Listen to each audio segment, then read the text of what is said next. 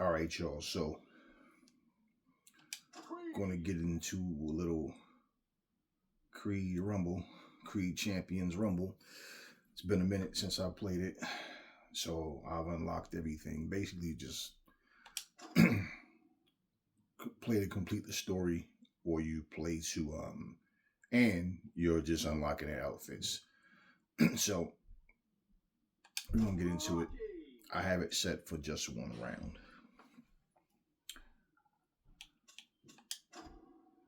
And Creed has 4, everybody else has 3. It's his game, so.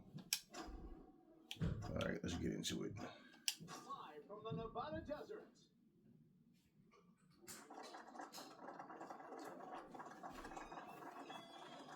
This is my fight. Let's just have a clean fight, all right?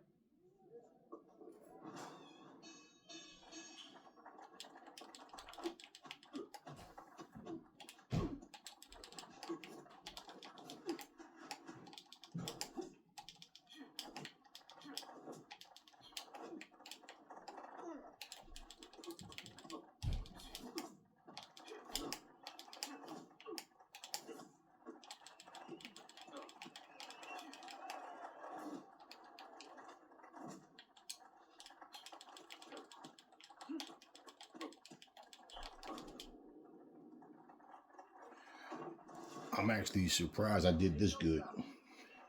Because in all honesty, playing Fight Night Champions and then playing Undisputed, sometime when you play either game, you automatically go into like this, like you're in your head, you're playing one of those games, you know what I mean? Let me use Earling. So, you guys know there's been a lot of complaints about Undisputed, a lot of bug fixes and things like that. But give me a second. Live from the Nevada desert.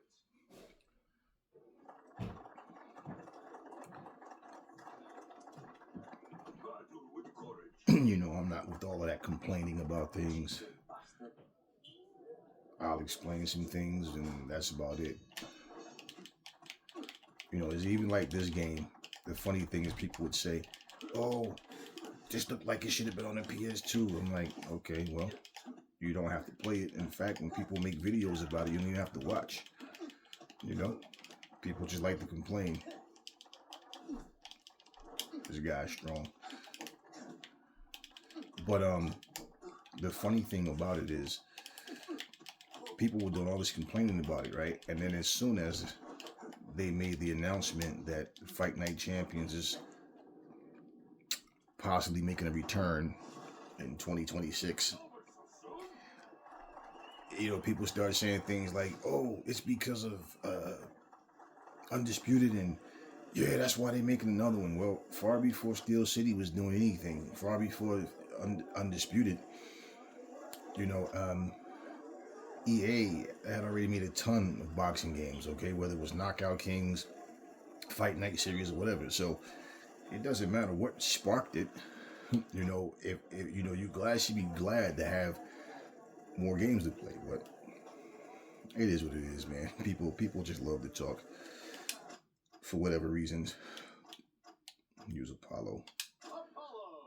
Yeah, they just love to complain. Some people are never happy about anything. Yeah, you know, people would say they should have made this game this way and that way. I say, listen, they made the game the way they made it. It's simple. You know, would I prefer more of a realistic approach? Yeah, but that's not what it is. So it is what it is. You know what I mean? So I feel like cracking this out, and this is what I'm playing right now. And it's all just for fun. I'm not here to be the best Undisputed player, the best Fight Night Champions player. I really don't care. You know, this is all just for fun. Something for people to just get into. You guys sit up and watch silly ass prank videos all day and videos about, you know, what rapper got shot and who did what. So at some point, sometimes it's just cool to just kick back and just watch something fun, man. Unless you guys have something against having fun, you know. All these manic depressive people, man. Y'all can have it. It's too much, man.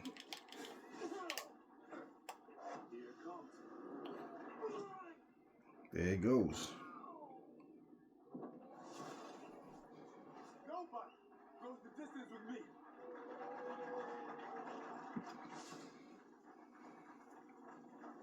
I was listening to Malik Scott, his interview with Radio Raheem, and he ended up saying that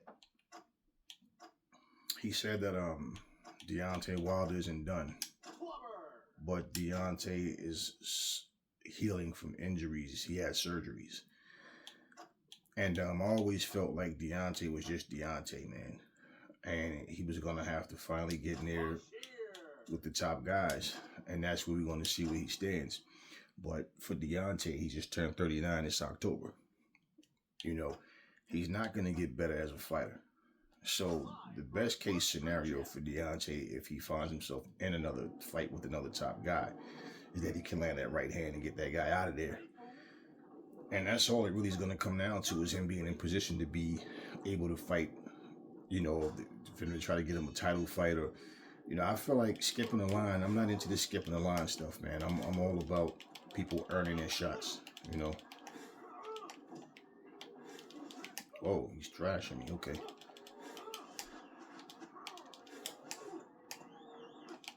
You know, but his situation with him, you know, everybody have their personal situation. I don't like to get in people's personal lives and all this stuff. He just found himself in a, you know, situation where things happen. And, you know, we'll see where he goes. You know, Anthony Joshua, you know, he's in a position where he looked great 2 back-to-back fights. Like he snapped out of that little funk that he was in, you know, because AJ was always someone to me, like, at first he was crushing everybody, but, you know, after his first loss to Andy Ruiz, AJ was like fighting himself, like he was doubting himself, you know, and he basically looked like he snapped out of it. But like I always say, it's a fight by fight basis. We can't base everything on, you know, what we think a person is going to do. That's what we go by.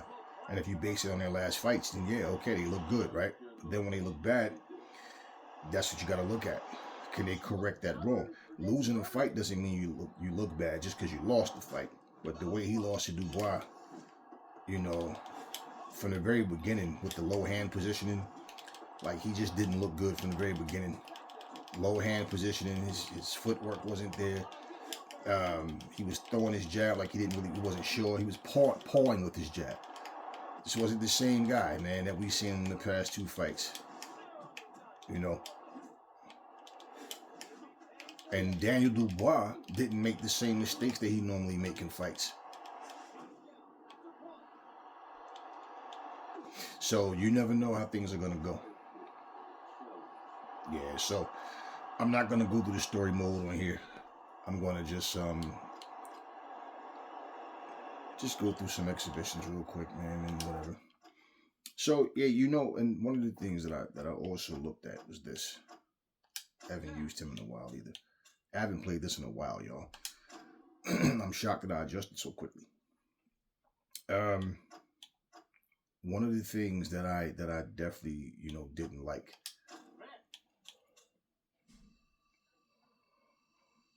with that AJ fight was, man, you are now a seasoned pro, you know, and the way he fought that fight, like he was making amateur mistakes. And this is like the consistency that I don't see, is why the fighters I look at, a lot of them don't stand out. Like, I don't see any of them as being like dominant. You know, Terrence Crawford is doing his thing, but you know, his age at some point, the longer you do something, the longer you stick around. Father Time is an opponent none of us can beat. You know?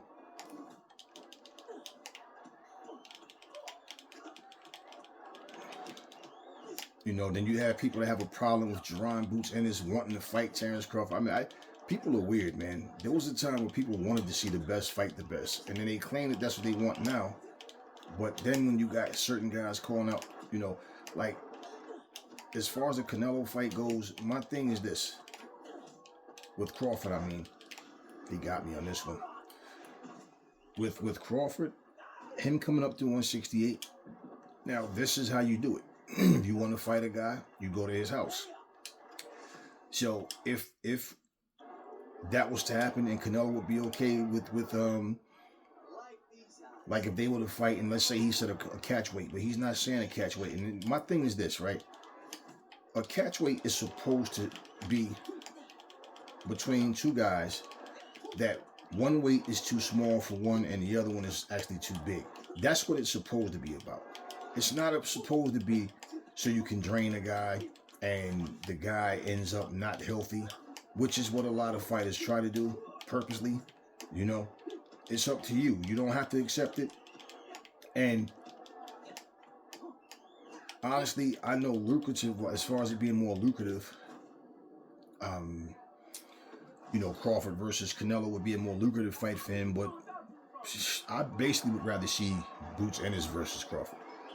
And Boots just said if he can't unify and become undisputed, he don't get the fights that he needed at 147, and he's going straight to 154.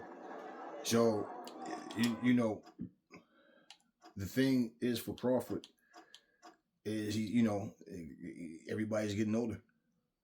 And at some point, you go in there and it's like, man, this is a fight I should have took 3 years ago or whatever it may be, because at the end of the day,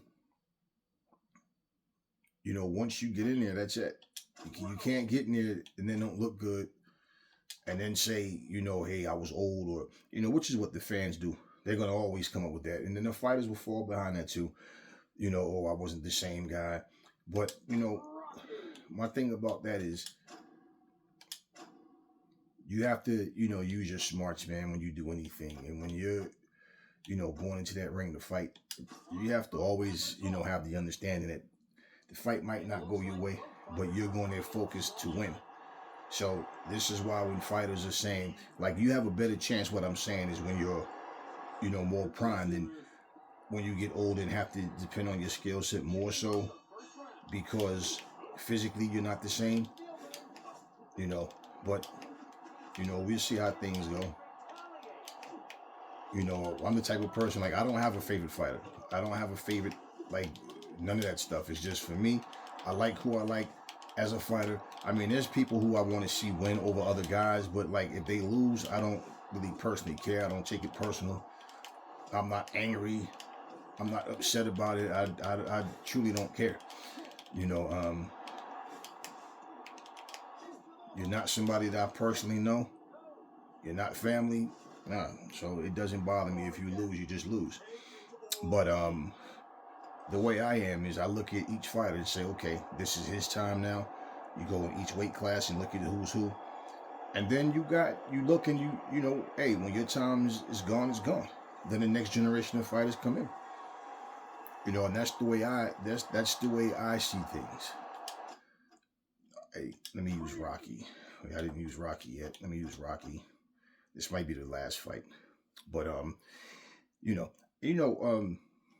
yeah, boxing isn't it's in a weird place. It's I mean, because of what the Saudis are doing, we got, you know, something to look forward to. But a lot of what we see, you know, just trying to get the big fights to happen, it's just like, you know, people, they don't seem to like want to really fight each other a lot of times. I mean, you have guys now who have barely even don't even have 10 fights, and they're trying to, you know, they're demanding out like insane amounts of money, you know. But it is what it is. And you know, like I said, I think, let me see, if I lose, I'm going to rematch him. But I think it's going to be the last fight if I win. But even like in this game right here, man, it's like what I found so funny was people saying things like that, like if you saw the trailers for this game, if you saw them, you know, showing you what the game consists of, one thing I always say to people is, you need to know what you're, spending your money on. And for sure, this is not based on realistic boxing. This is based on the movie. Like this alleyway. Yeah, remember when Rocky Balboa fought against Tommy Morrison's character, right? So yeah, they were out in the alleyway. It's based on movie fighting. It's not based on actual real boxing. So that's what this is. And people was making such a big stink about it. And like I said, yeah, they decided to make it more Fight Night Champion like or something. Hey, great. That's it. That's even better. But that's not what it is. And if you understand that, then there's really nothing to really, act so shocked about. Let me see something. Okay, so you can see the outfit changes. Each guy has, like I said, Creed is the only one. Adonis Creed is the only one that has 4. It's his game. So I'm just showing you guys the different outfits. I like this guy right here, man. I could say he might be the guy I like to use the most. But it depends on how I feel, but I like using this guy, man.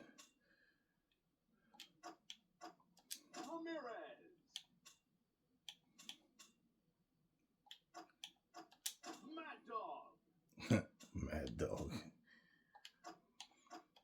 And even the fact that they have people on here with jewelry on and fighting in damn boots and jeans is like, come on, man. Like, people just point out things for nothing. So it has a little bit of everything in it. Yeah, I like that. I like that black and yellow on Drago.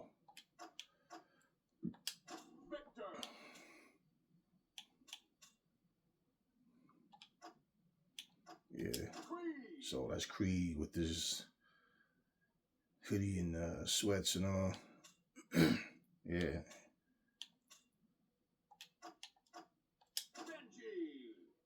Benji.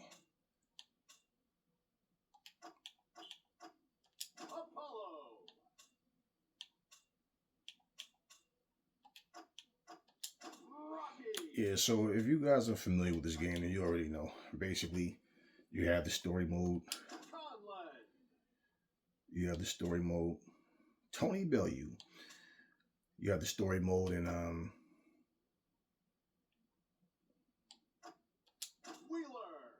Andre Ward. And you have your versus mode. So pretty much once you complete the storyline, as you're completing the storyline, however you choose to do it, you basically just yeah, this guy's fun too. Like I like using all of them actually, but like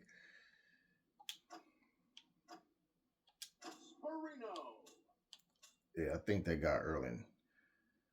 I don't know. Maybe Apollo Creed too, man. Like I don't know. Apollo, Clubber Lang, and the guy Erling and Adonis. Those are like, yeah. Yeah. So yeah, I mean, this is like I said, man. This game is not based on actual boxing. It's based on the movie, so people should just understand it is what it is. And I just like to have fun. So I enjoy playing the game. I'm not into this having meltdowns and fits, acting like a 5-year-old because a game isn't what I think it should be. But anyway, just wanted to have a little bit of fun with you guys. Hope you enjoyed the video. And hey, I will catch you all on the next one.